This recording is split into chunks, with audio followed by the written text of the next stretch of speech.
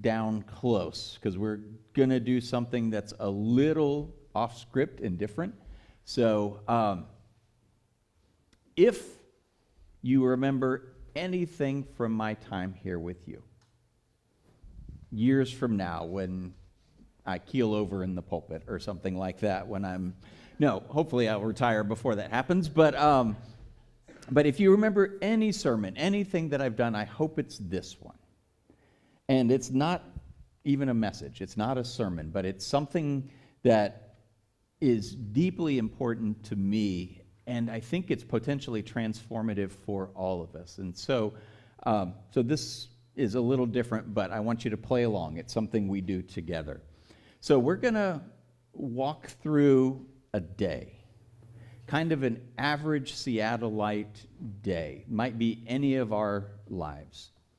And I'm going to ask you for feedback and options. And then we're going to revisit that day. So we start off and we wake up in our bed. And our mattress is pretty old and lumpy, and our pillow has kind of lost its support. And so our back is hurting and our neck is stiff, and we get out of bed and things make noises they didn't used to make when we were younger. Things pop and creak and all of that. And you just wonder, like, how do I feel worse now than I did when I went to bed? Isn't it supposed to be restorative? But you're like, okay, let's get this day started. And you go and you get in the shower and you turn it on and there's blessed hot water. And you get in there and after about a minute, it goes cold.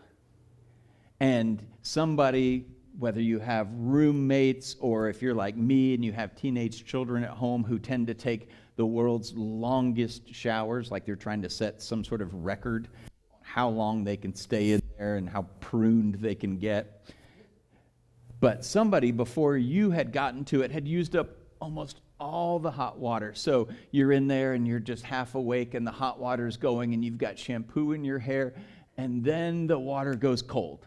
And you're just like, you're screaming and you're trying to quickly get the soap out of your hair and rinse off, and you get out and you're just furious. You're like, oh my gosh, what a way to start the day. And so you put on clothes and you grab your favorite pair of pants and you struggle to get the button of your favorite pants done. You're just like, and not everyone will have this problem, but some of us do. I just want to put that out there. And you get, and you're just like, all right, you finally get it after sucking in your gut.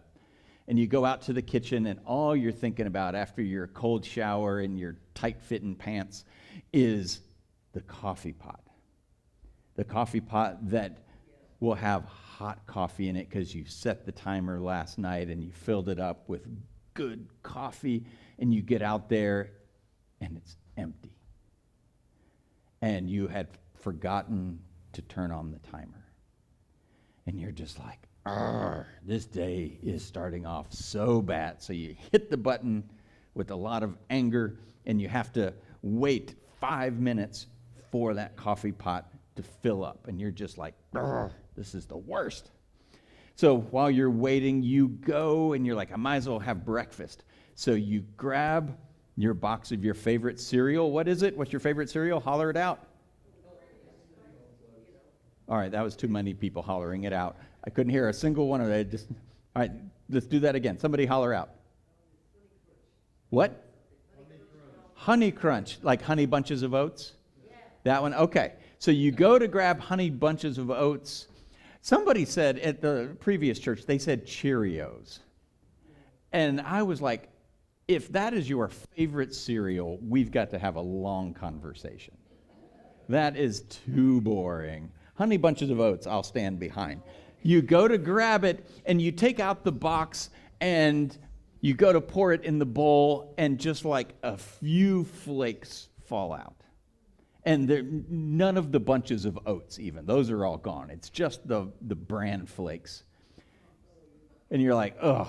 And so you reach in, and the only other cereal there is the worst cereal in the world, which is, we all agree, the worst cereal? What? Cornflakes is pretty darn close, yeah. What? Shredded wheat. There we go. Not even frosted shredded wheat. Just the plain shredded wheat. What? Oh, well, you're going to have to not like it briefly. So all you have in there, and it's like the big clunk of shredded wheat. It's like this big. Okay, just stop. You're going to have to go to the narthex, Heather. So you get the big, massive shredded wheat brick in your bowl, and you're like, it's like eating straw. So you're eating it, and you're just like, this is the worst. Finally, your coffee is done, and you have your cup of coffee. And so you check your sports scores. Somebody give me a professional sports team that you follow. Or how about a college sports team, since it's Huskies. And unlike this year, the Huskies lost. But not this year, but we're just pretending. So the Huskies lost, and you're like, this morning is terrible. Bad shower, bad bed, coffee wasn't ready, had to eat bad cereal, no comment. Huskies lost, and you go out to head off to work, and because it's the worst day that's ever happened, your tire is flat. I know. It keeps getting worse. You just wait. Just wait. We're not there yet. So your tire is flat. Now, this will tell me a lot about you. Are you a change it yourselfer or a call AAA-er? Call my daddy. Call your daddy, right. All right, yeah, you're old. Jack's old school. He's like, I would change. You wouldn't even use a jack, though. You would just lift it up and change the tire. That's almost true, right. So we're going to assume that we call AAA.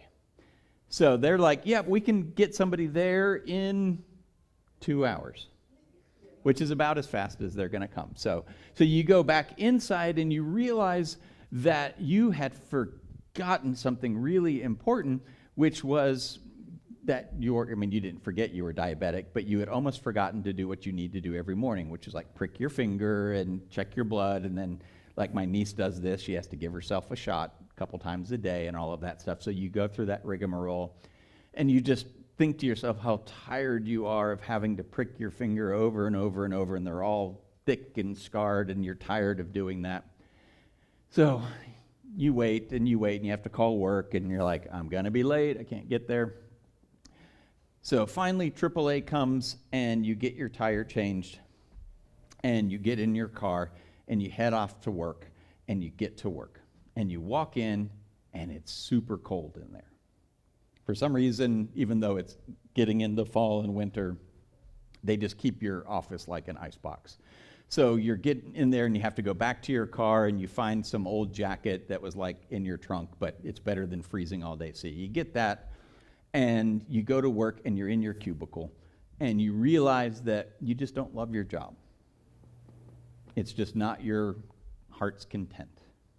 So it's hard to do it. And the clock seems to just go like it did in school, where sometimes you're like, okay, and you just watch the clock and it's so slow and you're doing your work and you're behind, so you're stressed and you get through your work day. And you go to leave, and because you're leaving at 5, you head out on the highway and you hit traffic. And it's 4:05. Right. So it is just packed. And somebody, while you're there, somebody pulls up next to you, and they have one of those really big trucks with the big tires, and it's a diesel. And so they're parked next to you, and it's just kind of like billowing that diesel black smoke in your direction.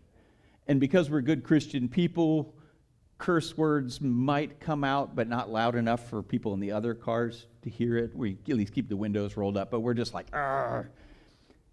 And you sit in traffic, and you just sit there, and your bladder's getting a little full, which is always the worst feeling. You're just like, oh my Lord. And then eventually, as you creep forward, 45 minutes later, an hour later, traffic, for no reason that you can understand, suddenly starts moving. Like there's no accident, there's not a giraffe in the road, nothing like that. It's just traffic decided to stop for an hour, and now it's going. So you're going, and you look, and your car's almost out of gas. So you make it into a station, but just barely, and you get out, and because it's the worst day ever, you somehow forget what side your flap thing is on. So you pull up and you're just like, oh my gosh, do you try to stretch the hose over? But no, you get in and you go through all that rigmarole. You fill up your car with gas and you head home and you're like, oh, let's just get this day over with. And you are gonna, what are we having for dinner? Spaghetti. Okay. We're gonna have spaghetti. That was eerie that everyone just said spaghetti at the same time. That was strange. So you're going to have spaghetti, and the only noodles you find in your cupboard are gluten-free. Because you had somebody like me over who can't do the glutens well, and so all you have is gluten-free. Yeah. And so you cook them up, and one of the tricks about gluten-free things is sometimes they don't separate like noodles do, and if you're not careful, you will just end up with a ball of stuff. And that's what happens. So you're ready and you're like, okay, so you got your sauce and you've got your ball of noodles on your plate. And you're just like, oh, this day is just terrible. And you put your sauce on and you eat your very unsatisfying dinner. And then you're like, oh, but the Seahawks are on. Awesome. So you click on the Seahawks game, and wouldn't you know it, because it's the worst day ever, what happens? They lose. That's right. They lose big time, right.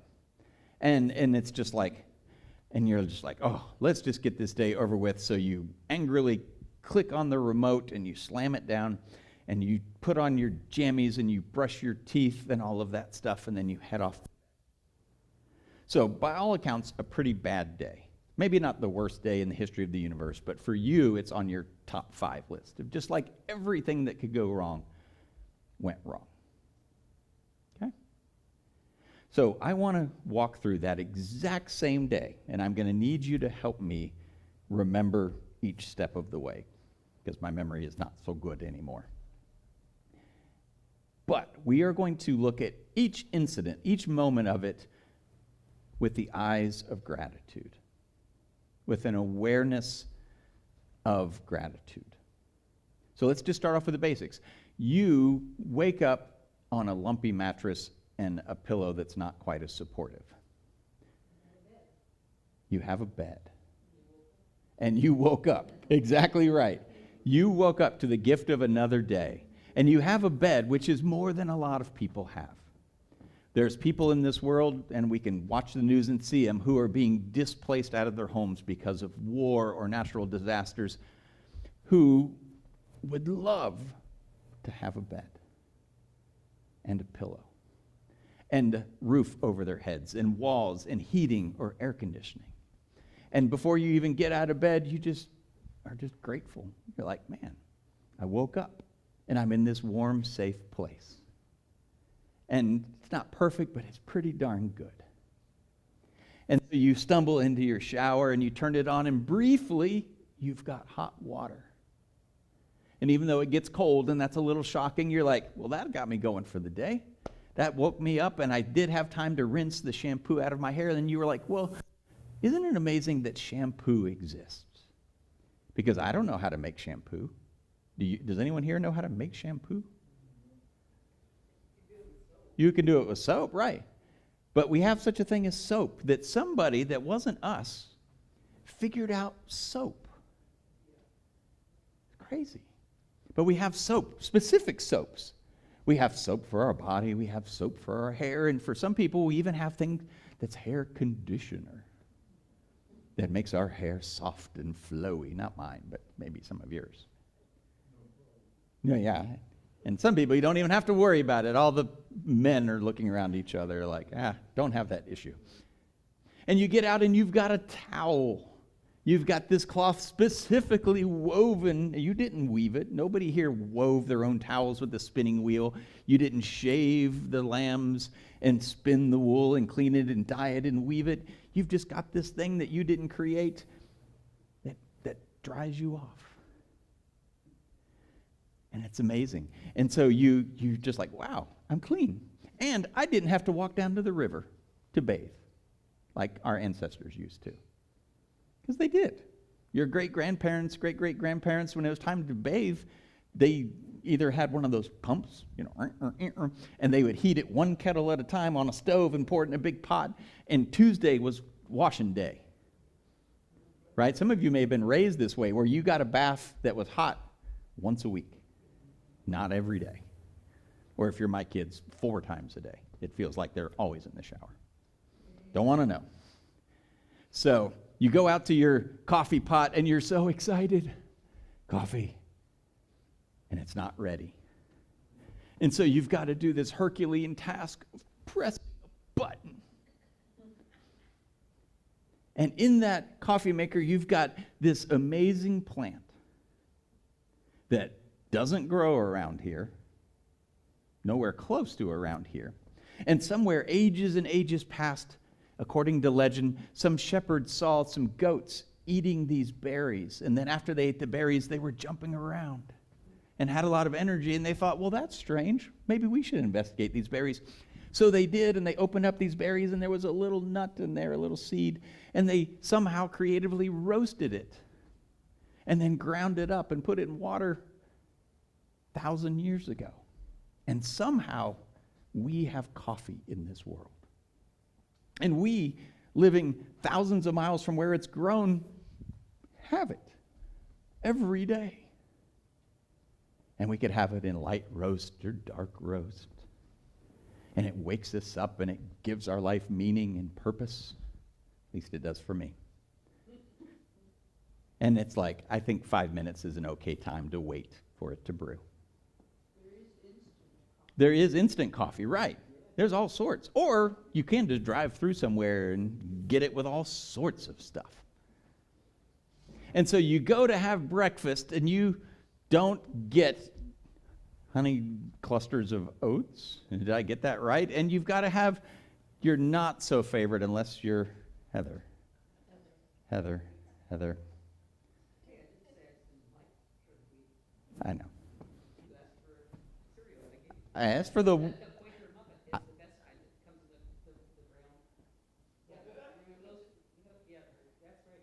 Okay. We could have a long conversation about what cereal choices reveal about a person. So we can. But you have it, and it might be your favorite, it might not. But you realize that you didn't have to go out and hunt your breakfast or forage for it.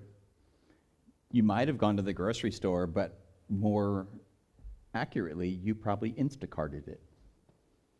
And somebody went shopping for you and brought it to you.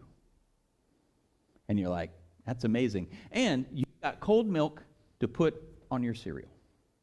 So you've got a box in your house that somehow magically keeps your beer and your milk and your other things cold, which is pretty amazing. And you can just reach in there and pour some milk out and put it back, and it'll stay fresh. So your chances of dying from food poisoning are lowered because of that. And beer tastes better because of that, as we know. At least so I've been told. I wouldn't know. So you have your breakfast, and you go out to your car, and it's got a flat tire. And you call somebody with a cell phone that you didn't invent. In fact, you don't even know how it works. Most likely. There may be a person in here who kind of understands. But you've got this little electronic device that is in your pocket, and you call somebody, and they come and help you, which is amazing. And then, so you get your car fixed, and when you go back inside, you give yourself your insulin shot. And as you're doing so, you realize that in order for, the reason you're even still alive is that ages back, somebody began wondering and questioning about the human body and started asking about how it works and what do certain organs do and why do some people get sick, and is there anything we can do to help these people to be healthier and live longer. And little decision and little investigative spirit, little experiment, moment by moment, led all the way up to where you can live with a condition that would have killed you not that long ago.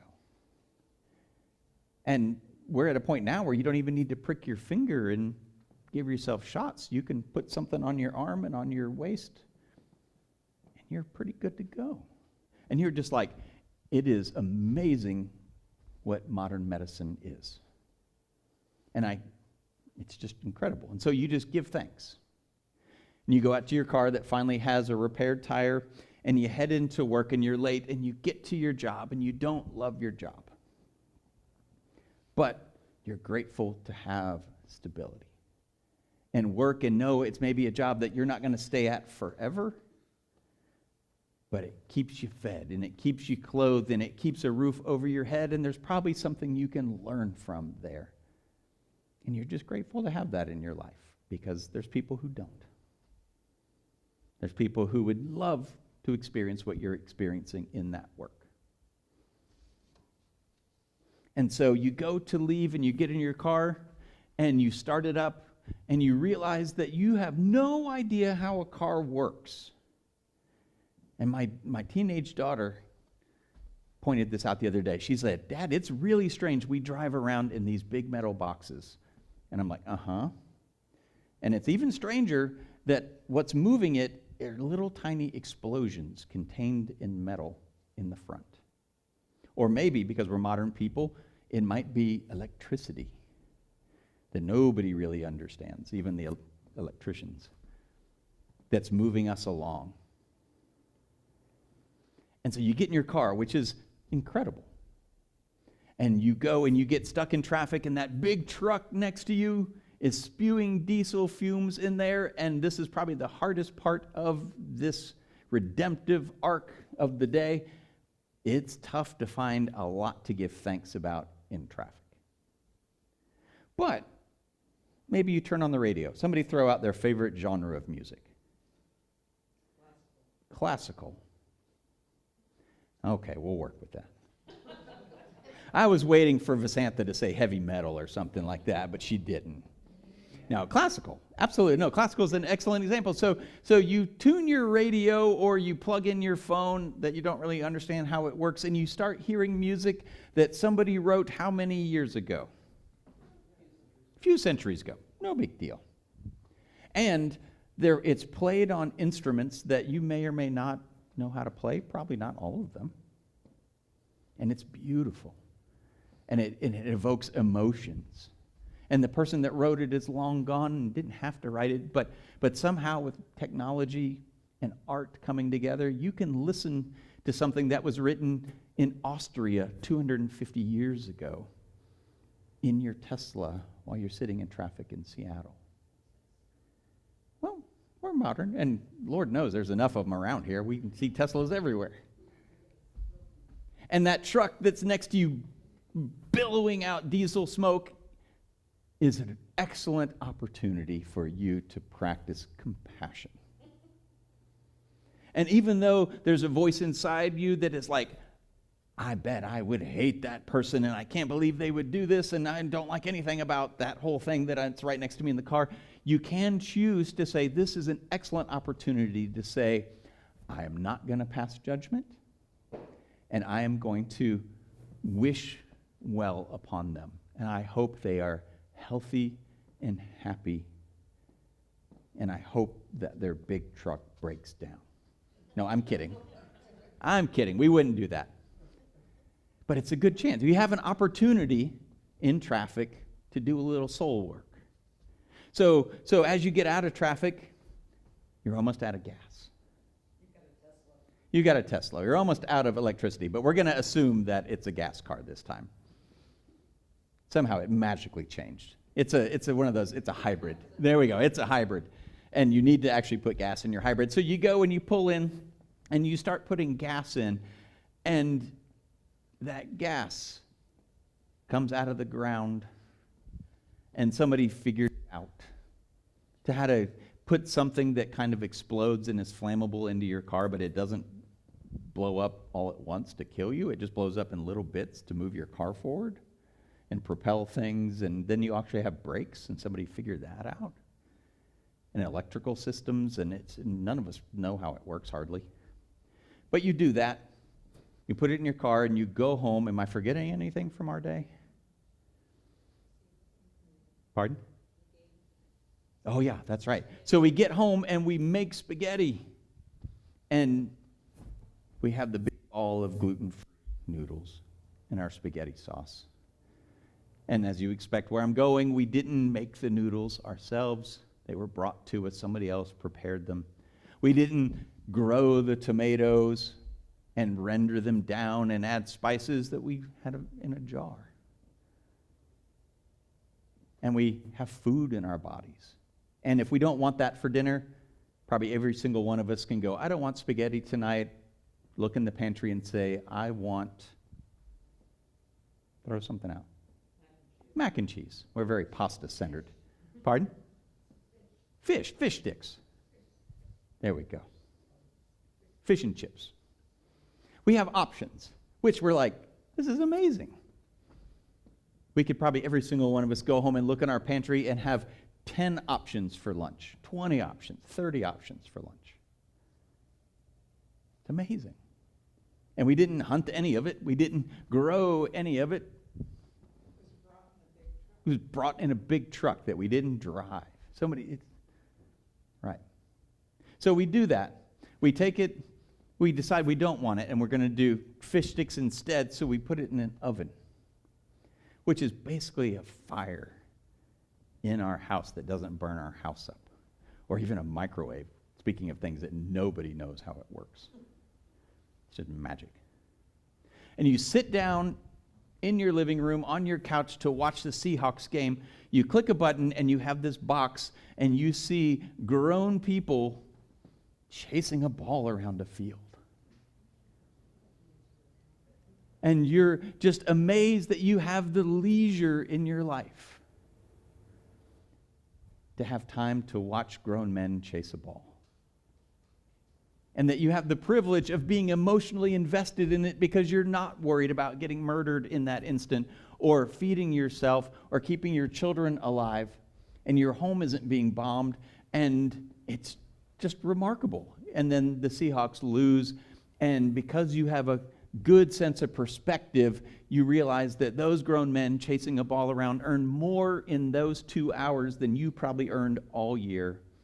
So you're not going to feel too bad, because it's just a game after all. And then you check your blood sugar again, you do what you do through the miracle of modern medicine, and you go to bed. And you just think to yourself, that was an amazing day. Think about all that you experienced.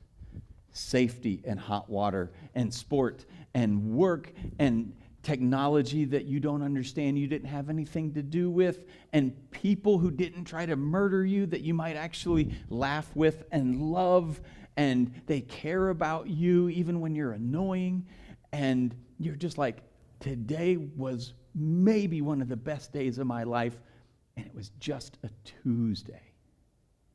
I don't know why the Seahawks are playing on a Tuesday. The only difference between the worst day that you may have ever had, top 5 for sure, and one of the best days you've ever had that was just full of blessing and goodness and miracles was what? Was the choice to be grateful.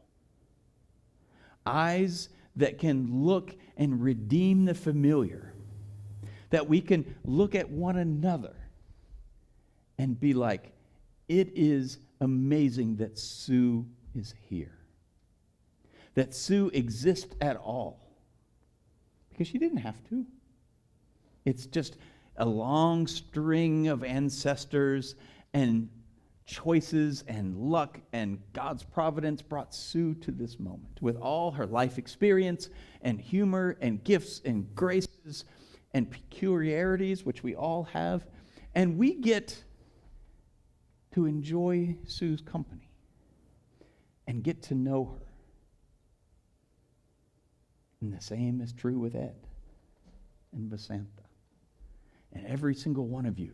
The miracle of a person. And we get to share their lives. How often do we take things for granted?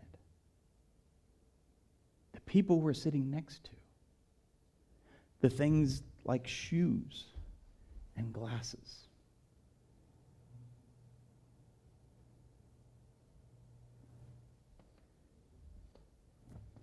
In my lifetime, I will probably preach tens of thousands of sermons, I would guess. 50 a year for 30 years plus a bunch of, no, that's not tens of thousands. Somebody do the math. A lot. A bunch. I would hazard that most of those sermons, people will nod their heads and go, that was nice, that was clever, hopefully, something, but there is only one that I preach, and I preach it every year, that I think has the potential to change our lives. And it is this one. And so my deepest prayer and hope for us all as we, not even as we leave here, but in this moment we can look and truly see how amazing it all is. And it's not perfect, and it will never be perfect.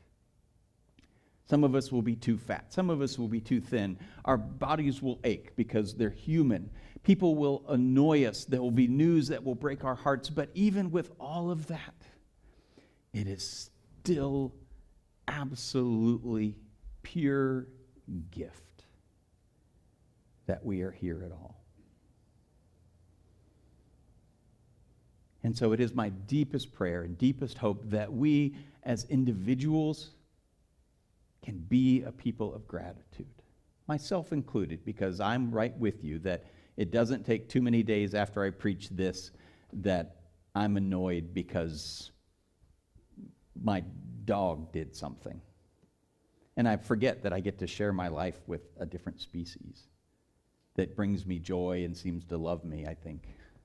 But I definitely love her.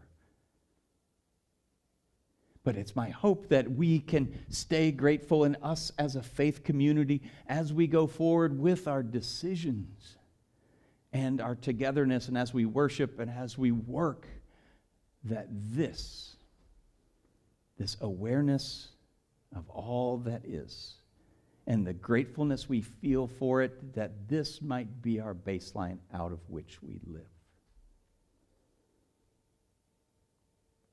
And so I would thank you for your patience today. Thank you to the camera for following me as I pace around. And let us join in prayer, and then we will keep moving. Lord, forgive us because we are masters at taking things for granted. It's just part of being human, so forgive us when we do it, and help us to see. Help us to hear, help us to see and understand all that we are surrounded by. So much of which we had nothing to do with, and it is pure blessing upon us. Help us to live in a way where we are pure blessing to others. Help us through our attention, our awareness, and our gratitude to redeem the familiar, to see just how amazing it all is, including you and your gift to the world.